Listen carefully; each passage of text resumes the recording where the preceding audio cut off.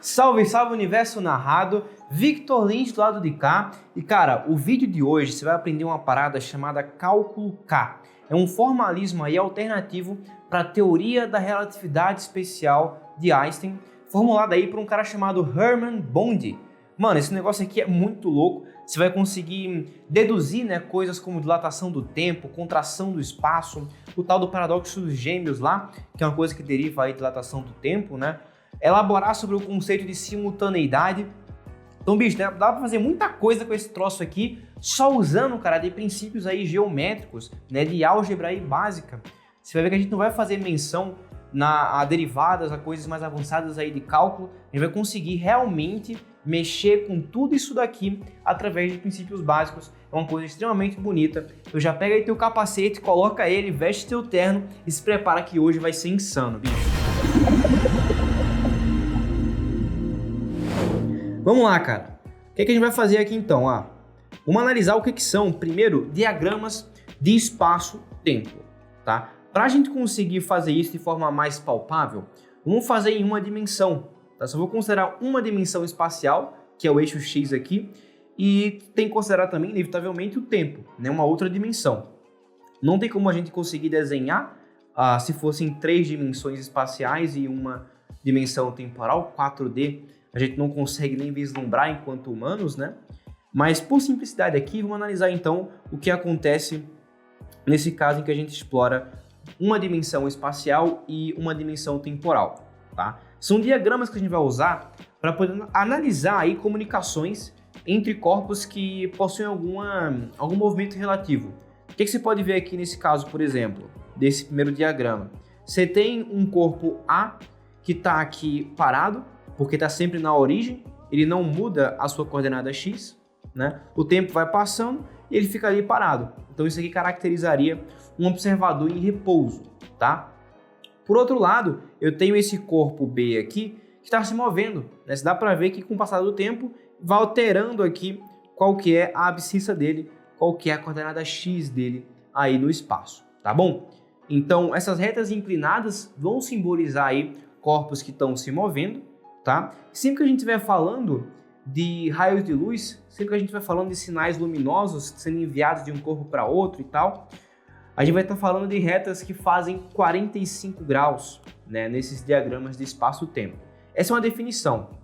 Basicamente, a gente está falando que se a gente tem uma reta que está inclinada em 45 graus com relação ao eixo do tempo, a gente vai estar falando de raios de luz, tá? Eles conseguem delimitar aí uma velocidade máxima. A gente sabe que pela teoria da relatividade existe uma velocidade aí que é máxima e absoluta, que é a velocidade da luz, tá? E nesses casos a gente convenciona para que elas expressem, né, essas retas que formam 45 graus nos diagramas de espaço-tempo, tá? Essa ideia aqui é o que dá origem, nesse caso, aos famosos cones de luz, né? Se você pensa aqui no 3D, por exemplo, né, a gente tem 2 dimensões espaciais e uma dimensão temporal. Você tem uma reta de 45 aqui no plano TX, nessa parte positiva. Do outro lado do plano, você tem a outra parte, né, do cone, desse outro lado aqui. Você tem também no plano TY. Enfim, você tem toda uma conjuntura de retas de 45 graus que vão dando uma volta aqui, né, em torno da minha origem. Isso define justamente um cone. A gente tem uma simetria aí cônica. É assim que se comporta o tempo quando a gente define e convenciona as coisas dessa forma, tá? Então é daqui que brota os famosos cones de luz. Tudo que vai acontecer aí, toda a estrutura causal do espaço-tempo é determinada por esses cones de luz aqui. Porque como a velocidade máxima é a velocidade da luz, né, corpos que estejam aqui fora do cone de luz, por exemplo, não conseguem influenciar, ou melhor, não podem ter sido influenciados por esse ponto aqui que a gente está analisando. Ele está fora do cone de luz, não tem como chegar nele, porque se nem a luz, que se move com a maior velocidade possível, consegue chegar nele, porque ela para por aqui, né? Então nenhuma outra coisa consegue também, tá? Então esses cones de luz, eles determinam toda a minha estrutura causal do espaço-tempo naquele ponto em particular que eu estou analisando. Tudo bem? Então legal, você já tem agora uma noção melhor do que são esses diagramas de espaço-tempo. Vamos elaborar em cima disso agora. Olha só, A gente tem, então, que nem um caso parecido, né? Tem um corpo aqui em repouso, tem um corpo aqui se movendo e tal. E olha como é simples enxergar porque que observadores diferentes podem ter medições de tempo diferentes. Porque pensa assim, a sua medição de tempo é uma medição que você faz no seu referencial. E no seu referencial você está parado, cara. É ou não é? Então, pensa no corpo A, por exemplo. Ele vem aqui, vai emitir um sinal luminoso para o corpo B. Né? Tem aqui o evento da partida e tem aqui o evento do outro sinal que ele manda. São 2 sinais consecutivos, tá bom? E o intervalo de tempo entre a emissão desses 2 sinais luminosos é um intervalo para o corpo A. Mas como o corpo B está se afastando, né? Esse movimento relativo de afastamento faz com que o outro sinal luminoso percorra um espaço maior para conseguir chegar no corpo B. O que é que isso implica? Que a medição de tempo, né, entre a chegada dos 2 sinais luminosos para o corpo B seja um intervalo de tempo diferente do que o A mede. Você consegue enxergar isso, cara. Olha aqui, ó. Esse comprimento é claramente diferente desse. Geometricamente você consegue ver isso, porque as retas, né, que definem aqui a luz formam sempre 45 graus. Então dá para enxergar isso geometricamente. Olha só aqui, ó. Esse comprimento aqui é diferente desse. E esse comprimento aqui no corpo B é justamente a medição de tempo dele, porque pensa, você vai fazer a medição de tempo no seu referencial. E no referencial do corpo B, essa reta aí que está inclinada, para ele está reta. Porque ele está em repouso no próprio referencial. Eu falei reta 2 vezes, mas eu queria dizer que ela está na vertical, no caso, não está inclinada no referencial dele. O que importa é que quando analisa as coisas por essa perspectiva aqui, dá para ver que a medição de tempo aqui do corpo A é diferente da medição de tempo do corpo B. Isso naturalmente já faz você perceber que observadores diferentes possuem medições de tempo diferentes, que é o cerne aí da relatividade, tá? Você já vê isso de forma extremamente simples, extremamente geométrica e bonita, com recursos aí bem primários de geometria, né? Então, beleza. O afastamento relativo implica em medições distintas de tempo. Tá. Então, se eu escrevo um certo ΔTB, o que eu posso falar? Que eu posso meio que ajustar esse intervalo de tempo com algum fator K aqui, multiplicado pelo ΔTA.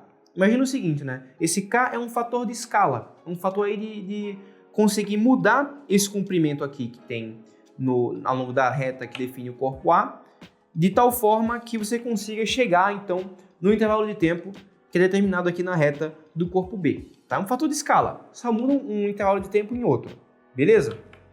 É o que está escrito aqui, a gente pode dizer isso então, massa. Isso acontece quando a gente tem afastamento relativo. Agora considera uma aproximação, tá?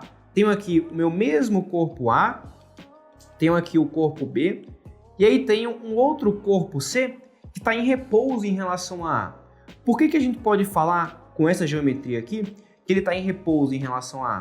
Porque eles medem o mesmo intervalo de tempo. Por que eles medem?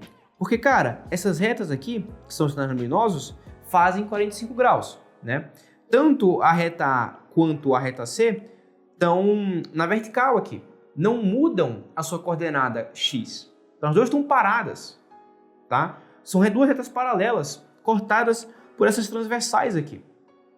Então, esse comprimento entre esses 2 pontos é igual a esse comprimento entre esses 2 pontos. Um argumento geométrico mesmo, tá? Então, ΔTA e ΔTC são iguais, tudo bem?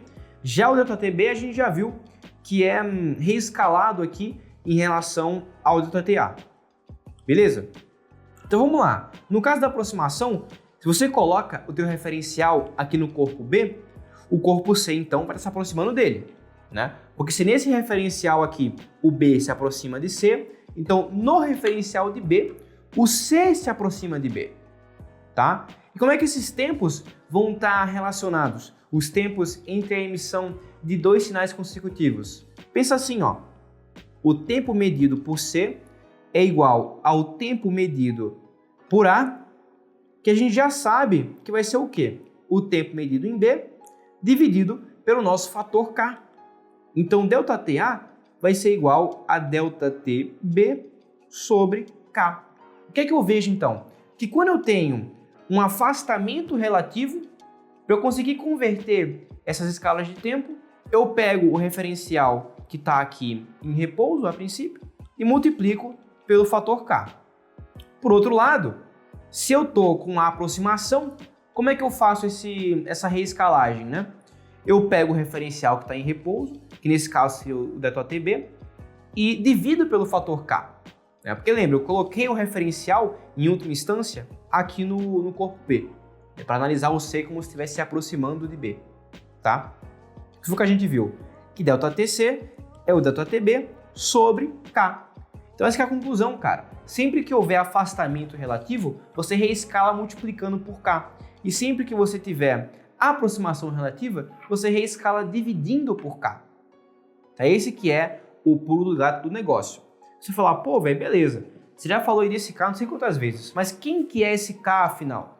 É um fator de escala, ok. Eu sei que eu devo usar ele na aproximação multiplicando. Devo usar ele no afastamento multiplicando. E devo usar ele na aproximação dividindo. Mas quem que é o K de fato? Como eu consigo fazer contas com isso, né? Vamos determinar agora quem que é esse K aqui, usando alguns recursos aí de geometria também, tá? Pensa no seguinte, cara. Eu tenho aqui uma coordenada temporal aqui no corpo A e quero saber qual que vai ser a correspondente lá sendo medida pelo corpo B. Se você quiser, você pode pensar como se eu tivesse enviado um sinal luminoso aqui na origem, tá? Coincide para os dois. E por outro lado, eu vou enviar outro sinal aqui. Então, esse intervalo de tempo, bem aqui, que seria de 0 até t, tem que ser igual a esse intervalo de tempo, né, que é dali até ali, multiplicado por K. Ou alternativamente, né, esse daqui vai ser o t multiplicado por K. Por quê? Porque esse ΔTB, a gente já viu, é igual a esse ΔTA multiplicado por K. O que é que eu posso falar então? Que a medição de tempo de B aqui é KT. O recebimento do sinal, né, é KT pelo corpo B, é o tempo que ele mede. E aí o B vai lá e vai reemitir esse sinal para o corpo A. Tá? Acompanha. O A vai lá, emite um sinal lá para o corpo B, no instante de tempo T, no referencial de A. Daí ele vai lá e emite. O corpo B recebe esse sinal em um intervalo de tempo KT, né, onde T é esse tempo aqui do tempo A, lembra, não perde o raciocínio. E aí o B vai lá e reemite esse sinal luminoso em direção a A de volta, tá? Esses raios sempre fazem 45 graus, tá? Não esquece disso. O que é que eu vou fazer então? Olha, B estava se afastando de A, por isso que eu multipliquei por K, para fazer a conversão de tempo. Agora, eu estou colocando o referencial em B, tá? Colocando o referencial em B, a medição de tempo dele vai ser KT. E quando eu reemito o sinal para A, como A está se afastando de B, né, no referencial dele, tem que multiplicar por K de novo para descobrir o tempo aqui em que A vai receber esse sinal que foi reemitido. Beleza? É o mesmo raciocínio, é simétrico, só que um é para ida e o outro é para volta. Então, esse instante de tempo no referencial de A, em que o A recebe o sinal que foi reemitido, é justamente K ao quadrado vezes T. Tá bom? Massa demais, bicho. Vamos fazer o seguinte, então. Vamos trabalhar com essa distância que o sinal viajou para conseguir chegar no B aqui. Então, cara, K quadrado T é um instante em que o A recebe. T é um instante em que A emite. Então, posso usar esses dados, essas informações de tempo, para poder dialogar com essa distância D que o sinal andou para conseguir chegar no corpo B. Tá? Vamos fazer isso então. Ó. Quem que vai ser D então? Eu posso afirmar que vai ser C ΔT sobre 2. C é a velocidade da luz. Quem que é o ΔT? É o intervalo de tempo entre o recebimento do sinal, que foi reemitido, e a emissão do sinal. Justamente porque, se eu calculo o tempo total, o tempo só de ida vai ser a metade, né?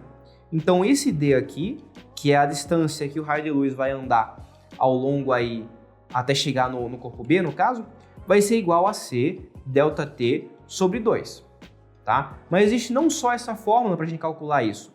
a gente pode usar também essa velocidade aí relativa de afastamento entre os dois, para conseguir calcular. Vê só, vamos colocar aqui primeiro quem que é o ΔT, né? Seria o k² menos esse t.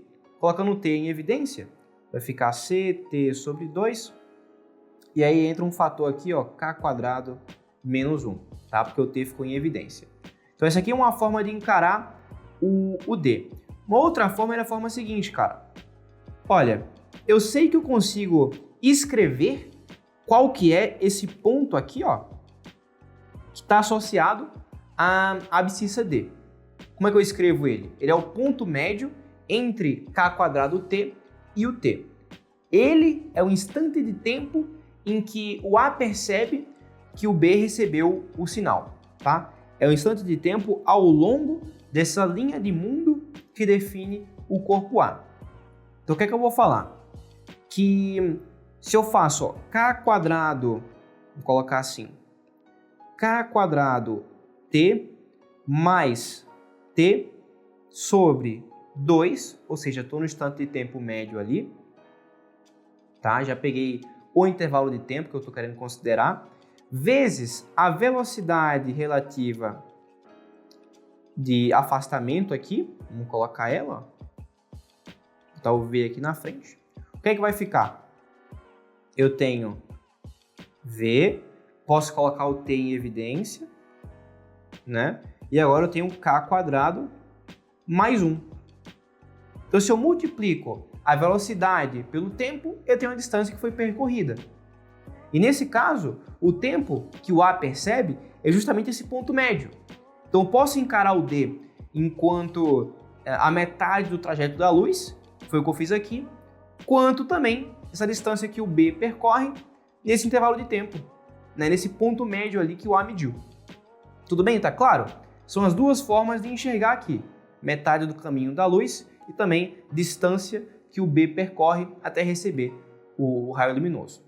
Tá? Agora, usando isso, a gente vai conseguir determinar quem que é o fator K.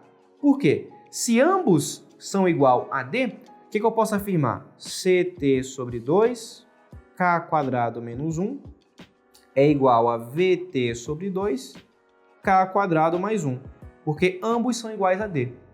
E aí, então, posso vir aqui, ó, cancelar os t sobre 2, posso passar o c lá dividindo, o k² mais 1 para lá dividindo também, e eu encontro que V sobre C vai ser igual a k² menos 1 sobre k² mais 1. Tá? Só rearranjei os termos aí, e eu quero, então, definir essa razão V sobre C como sendo um tal beta.